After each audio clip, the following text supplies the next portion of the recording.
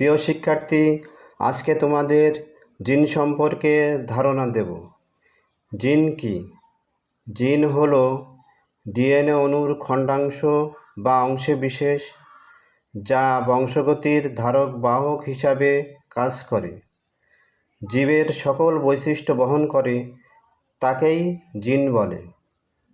DNA থেকে RNA, RNA থেকে protein, protein থেকে জীবের সৃষ্টি হয়। এই প্রক্রিয়াটাই হলো জিন। চলো আমরা চিত্রের মাধ্যমে বুঝি। এখানে আমি একটি ডিএনএর চিত্র আঁকলাম।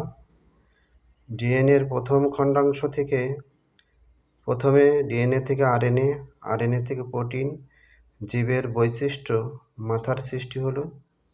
তারপর 2 নম্বর খণ্ডাংশ থেকে ডিএনএ থেকে আরএনএ, আরএনএ থেকে প্রোটিন, জীবের বৈশিষ্ট্য মুখ সৃষ্টি হলো।